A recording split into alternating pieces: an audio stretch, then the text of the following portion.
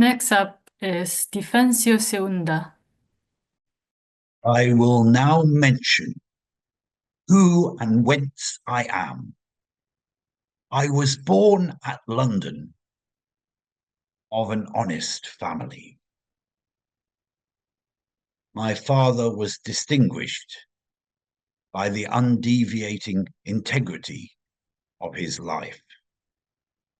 My mother by the esteem in which she was held and the alms which she bestowed. My father destined me from a child to the pursuits of literature, and my appetite for knowledge was so voracious that from 12 years of age, I hardly ever left my studies or went to bed before midnight. This primarily led to the loss of my sight. My eyes were naturally weak, and I was subject to frequent headaches, which, however, could not chill the ardor of my creativity,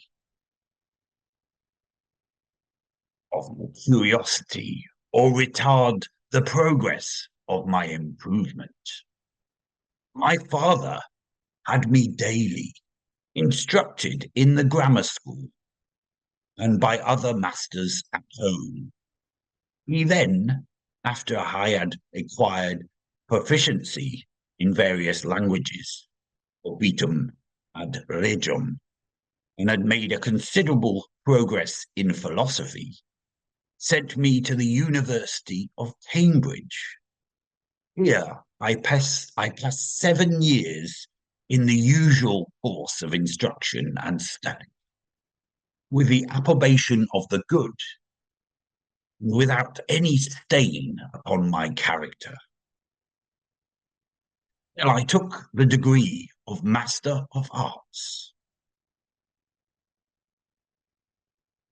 To this I did not, as this miscreant feigns, run away into Italy, but of my own accord retired to my father's house, whither I was accompanied by the regret of most of the fellows of the college, who showed me no common marks of friendship and esteem. On my father's estate, where he had determined to pass the remainder of his days, I enjoyed an interval of uninterrupted leisure, where I entirely devoted to the perusal of the Greek and Latin classics, though I occasionally visited the metropolis, either for the sake of purchasing books or of learning something new in mathematics or in music, in which I, at the time, found a source of pleasure and amusement. In this manner, I spent 5 years till my mother's death. I then became anxious to visit foreign parts, and particularly Italy. My father gave me his permission, and I left home with one servant. On my departure, the celebrated Henry Wotton, who had been King James's ambassador at Venice, gave me a signal proof of his regard in an elegant letter which he wrote, breathing not only the warmest friendship, but containing some maxims of conduct which I found very useful in my travels. The noble Thomas Scudamore, King Charles's ambassador, to whom I carried letters of recommendation, received me most courteously at Paris. His lordship gave me a card of introduction to the learned Hugo Grotius, at that time ambassador from the Queen of Sweden to the French court, whose acquaintance I anxiously desired, and to whose house I was accompanied by some of his lordship's friends.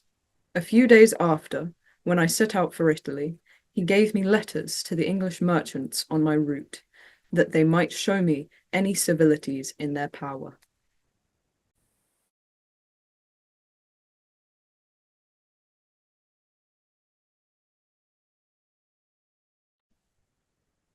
Taking a ship at Nice, I arrived at Genoa, and afterwards visited Leghorn, Pisa, and Florence.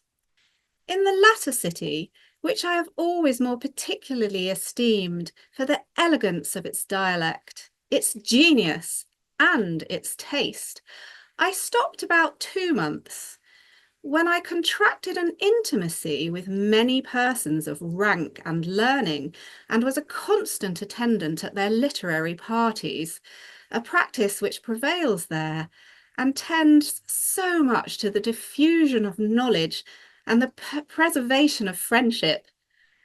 No time will ever abolish the agreeable recollections which I cherish of Jacob Gadi, Carlo Dati, Frescobaldo, Caltellero, Bonomatai, Clementillo, Francisco, and many, many others.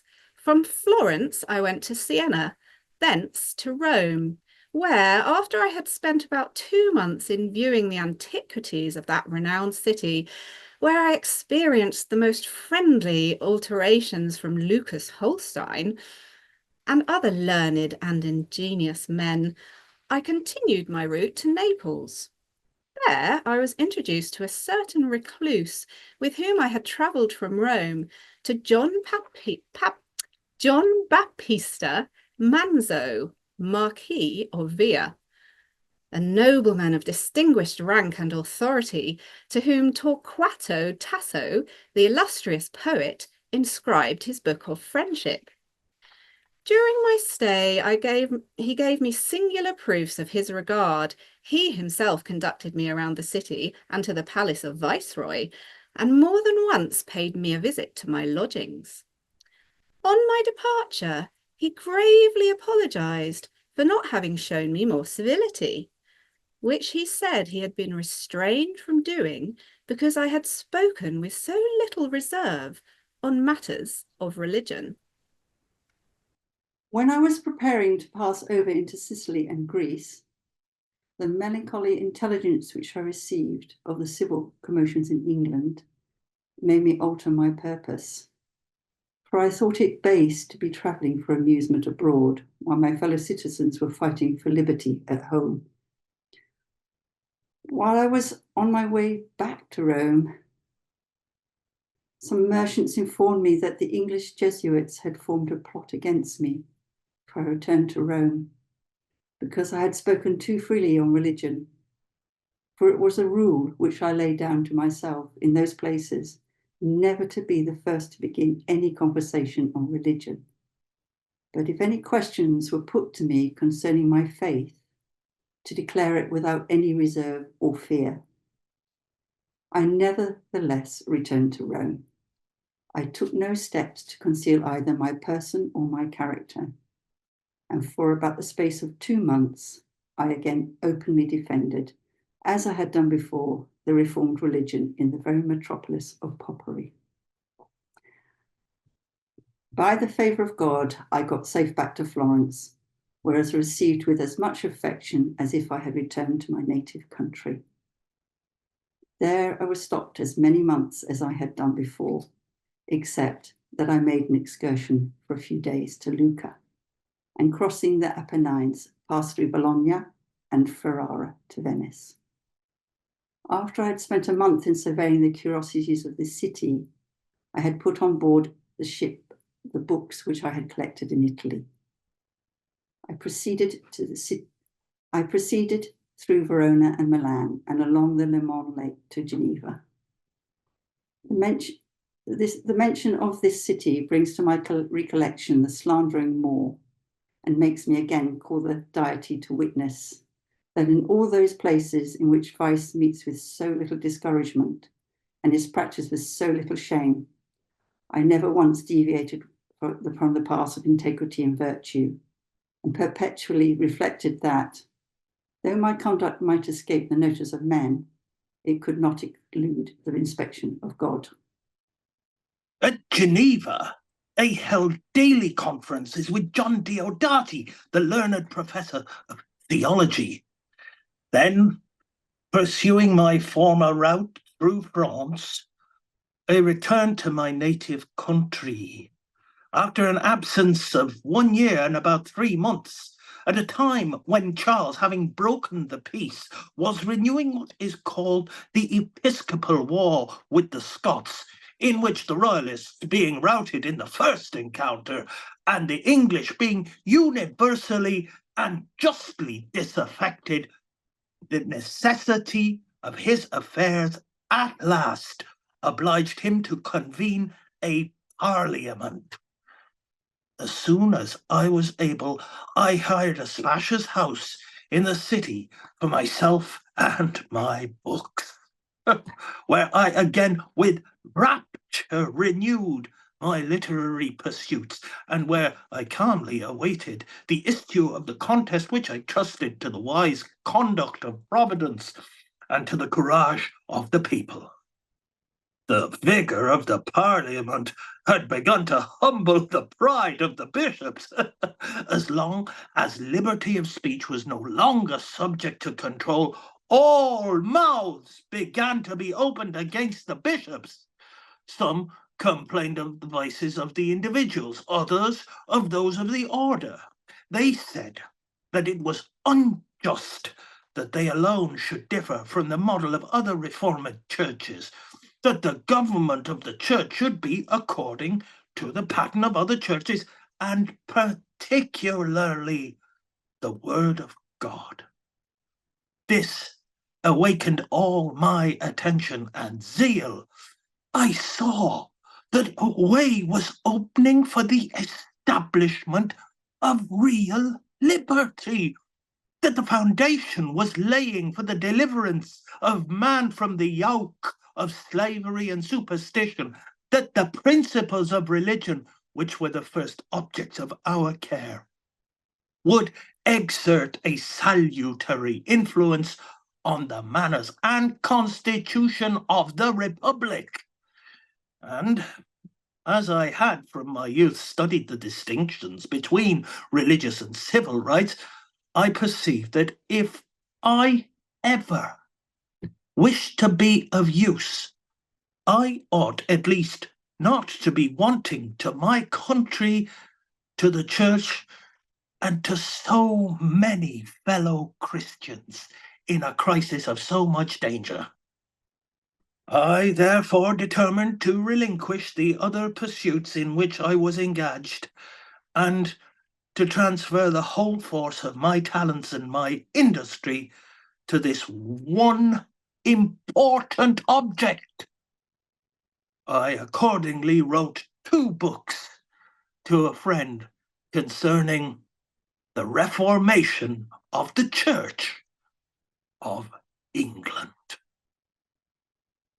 Afterwards, when 2 bishops of superior distinction vindicated their privileges against some principal ministers, I thought that on those topics, through the consideration of which I was led solely by my love of truth and my reverence for Christianity, I should not probably write worse than those who were contending only for their own emoluments and usurpations. I therefore answered the one in 2 books, of which the first is inscribed, concerning prelatical episcopacy, and the other concerning the mode of ecclesiastical government. And I replied to the other in some animadversions, and soon after in an apology. On this occasion it was supposed that I brought a timely succor to the ministers, who were hardly a match for the eloquence of their opponents, and from that time I was actively employed in refuting any answers that appeared. When the bishops could no longer resist the multitude of their assailants, I had leisure to turn my thoughts to other subjects, to the promotion of real and substantial liberty, which is rather to be sought from within than from without, and whose existence depends, not so much on the terror of the sword, as on sobriety of conduct and integrity of life. When, therefore, I perceived that there were 3 species of liberty which are essential to the happiness of social life, religious, domestic, and civil, and as I had already written concerning the first, and the magistrates were strenuously active in obtaining the third, I determined to turn my attention to the second, or the domestic species. As this seemed to involve 3 material questions, the conditions of the conjugal tie, the education of the children, and the free publication of the thoughts, I made them objects of distinct consideration. I explained my sentiments not only concerning the solemnization of the marriage, but the dissolution if circumstances rendered it necessary, and I drew my arguments from the divine law, which Christ did not abolish or publish another more grievous than that of Moses. I stated my own opinions and those of others concerning the exclusive exemption of fornication, which our illustrious Seldom has since in his Hebrew wife more copiously discussed. For he in vain makes a vaunt of liberty in the Senate or in the Forum, who languishes under the vilest servitude to an inferior at home. On this subject, therefore, I published some books which were more particularly necessary at that time, when a man and wife were often the most inveterate foes, when the man often stayed to take care of his children at home, while the mother of the family was seen in the camp of the enemy, threatening death and destruction on her husband.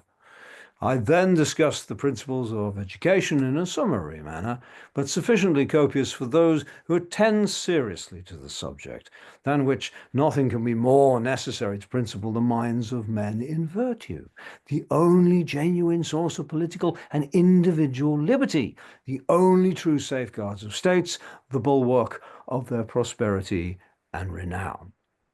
Lastly, I wrote Areopagitica, in order to deliver the press from the restraints with which it was encumbered, that the power of determining what was true and what was false, what ought to be published and what was to be suppressed, might no longer be entrusted to a few illiterate and illiberal individuals, who refuse their sanction to any work which contain views or sentiments at all above the level of the vulgar superstition.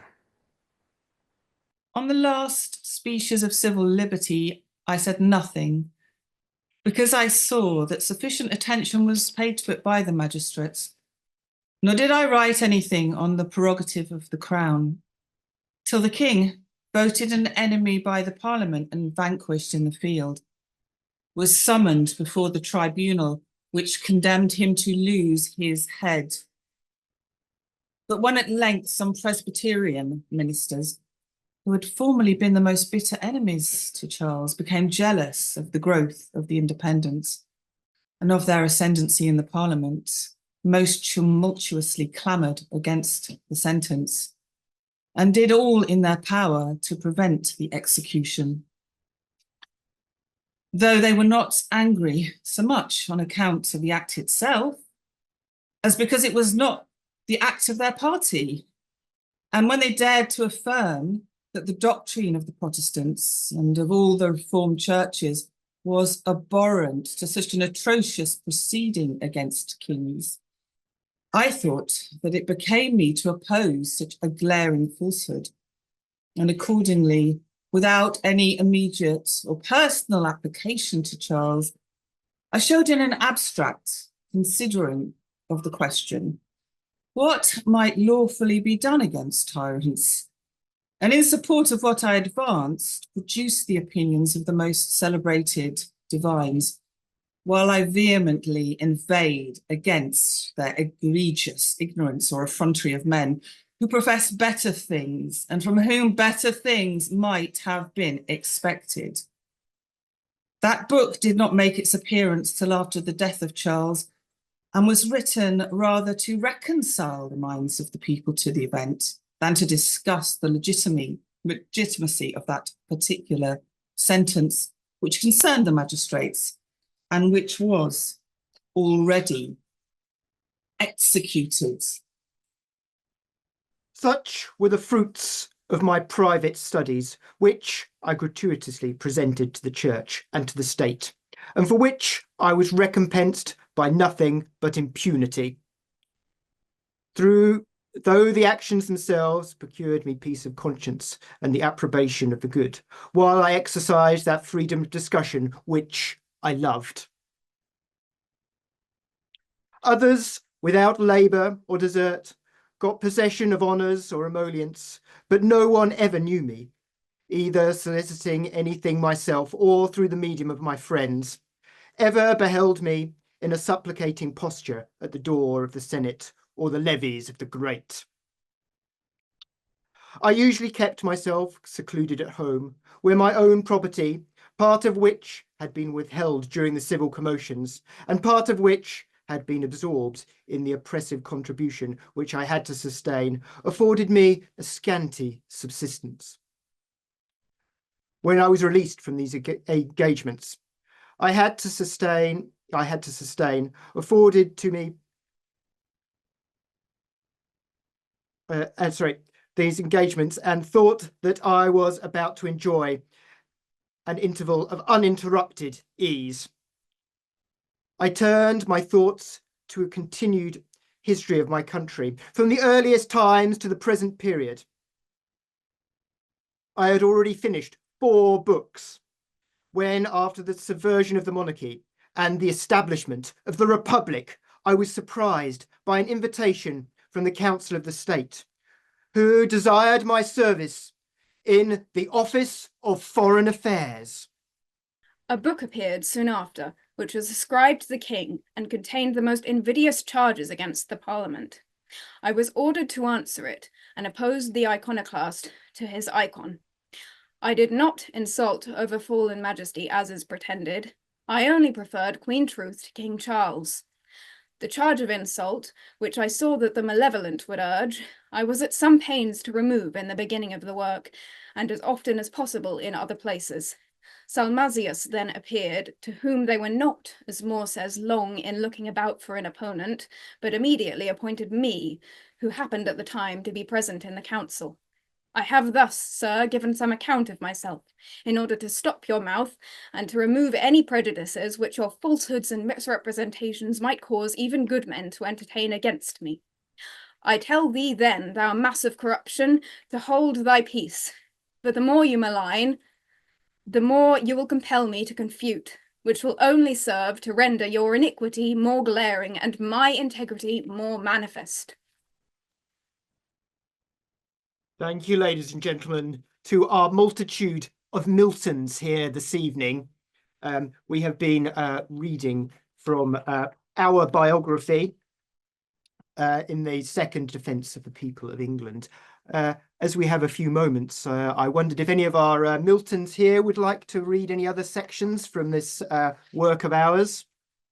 For since I cherish no private rapport nor hostility against any man, nor any man that I know of against me, I am well contented, for the sake of the public interest, to be so much aspersed and so much reviled. Nor, while I sustain the greatest weight of disgrace, do I complain, because I have the smallest share of profit or the praise. For I am content to do what is virtuous, for the sake of the action itself, without any sinister expectations. Let others look to that. But do you, sir, know that my hands were never soiled with the guilt of peculation, and that I never was even a shilling the richer by those exertions for which you most vehemently produce? Aha, John Milton, please read your verse for us. Salmasius took this letter, which was either written by himself or one of his creatures, to the printer, and entreated the servile artificer to affix his own name to the publication.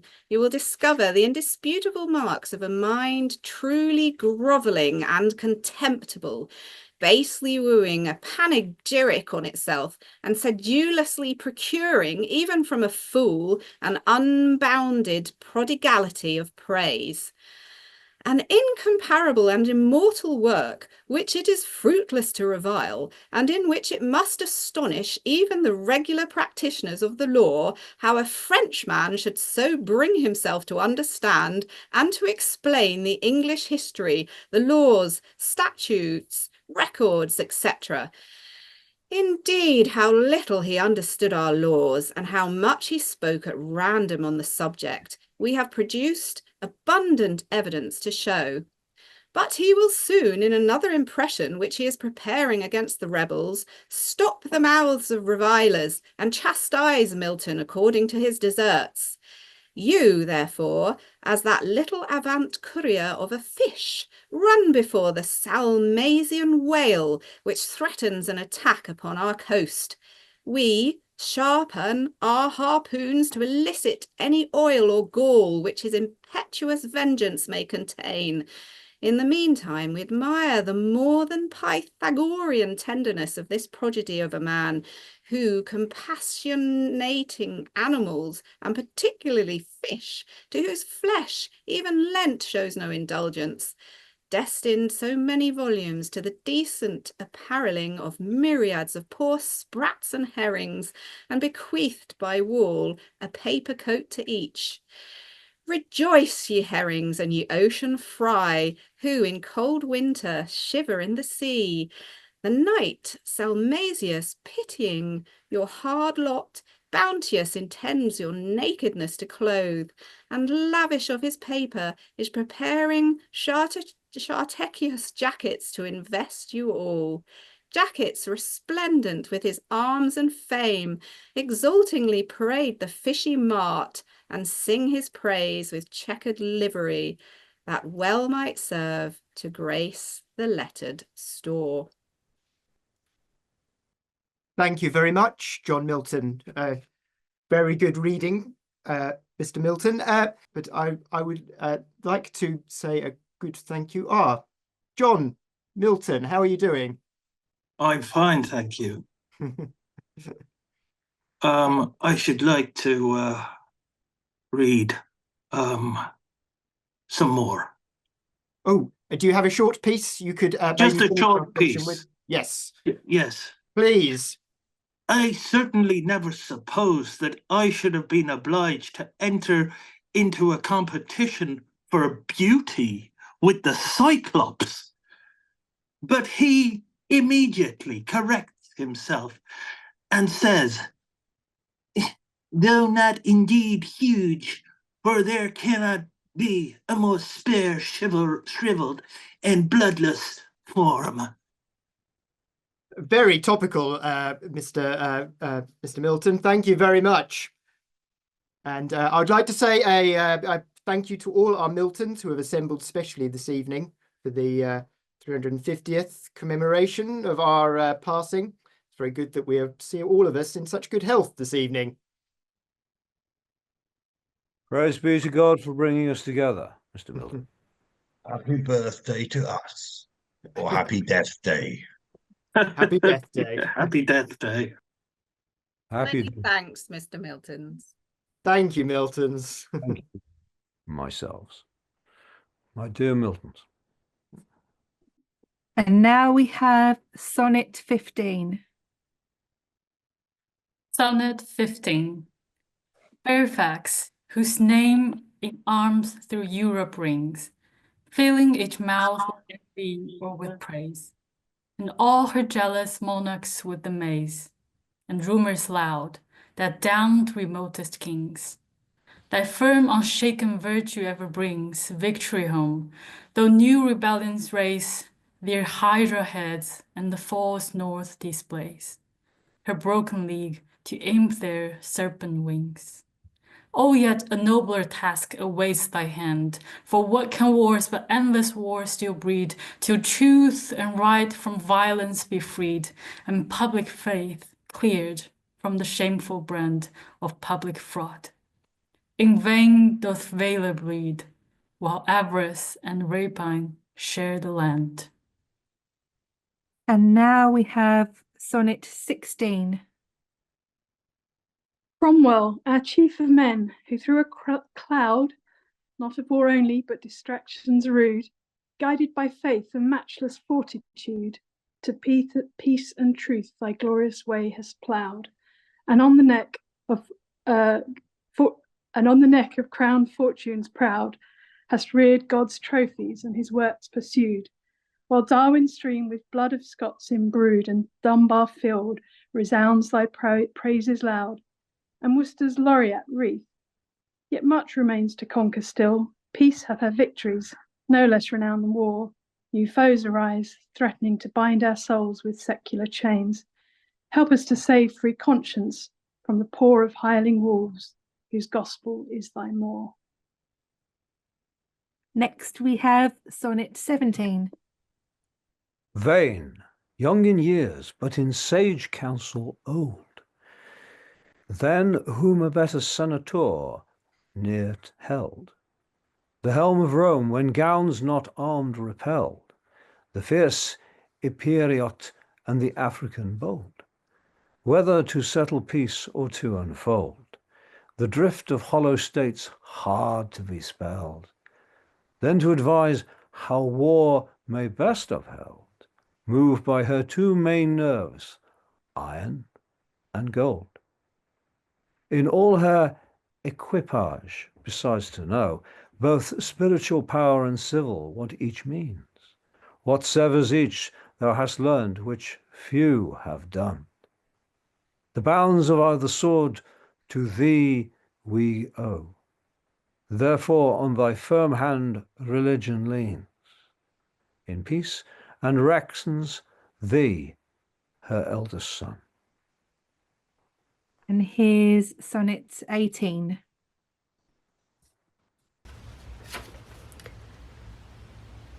Avenge, O Lord, the slaughtered saints whose bones lie scattered on the Alpine mountains cold.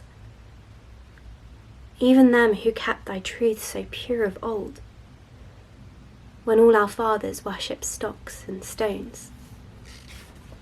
Forget not. In thy book record their groans who were by thy sheep, and in their ancient folds slain by the bloody Piedmontese that rolled mother with infant down the rocks. Their moans the vales redoubled to the hills, and they to heaven. Their martyred blood and ashes sow over all the Italian fields, where still doth sway the triple tyrant, that from these may grow 100-fold, who having learnt thy way early may fly the Babylonian woe. Next we have Sonnet 19. When I consider how my light is spent ere half my days in this dark world and wide, and that one talent which is death to hide lodged with me useless, though my soul more bent to serve therewith my Maker and present my true account, lest he returning chide. Doth God exact day labour light denied? I fondly asked, but patience to prevent that murmur soon replies, God doth not need either man's work or his own gifts. Who best bears his mild joke, they serve him best. His state is kingly. Thousands at his bidding speed, and post o'er land and ocean without rest. They also serve who only stand and wait. Now it's Sonnet 20. Lawrence, a virtuous father, virtuous son, now that the fields are dank and ways are mire, where shall we sometimes meet and by the fire help waste a sullen day? What may be won from the hard season gaining, time will run on smoother till Favonius respire the frozen earth and cloth in fresh attire. The lily and rose that neither sowed nor spun, what neat repast shall feast us, light and choice, of Attic taste, and with wine whence we may rise, to hear the lust well touched, or artful voice, warble immortal notes and Tuscan air? Who of those delights can judge and spare to interpose them oft is not unwise. Now we have Sonnet 21. Syriac, whose grandsire on the royal bench of British Themis with no mean applause pronounced, and in his volumes taught our laws, which others at their bar so often wrench. Today, deep thoughts resolve with me to drench in mirth that after no repenting draws, let Euclid rest, and Archimedes pause. And what the Swede intend, and what the French. To measure life, learn thou betimes, and know towards solid good what leads the nearest way. For other things mild heaven a time ordains, and disapproves that care, though wise in show, that with superfluous burden loads the day, and when God sends a cheerful hour, refrains. Next is Sonnet 22. Syriac, this 3 years' day, this eyes, though clear, to outward view of blemish or of spot, bereft of light, their seeing have forgot, nor to the either idle orbs doth sight appear. Of sun or moon or star throughout the year, or woman or man, yet I argue not against heaven's hand or will, or bait a jot of heart or hope, but still bear up and steer right onward. What supports me, dost thou ask? The conscious friend.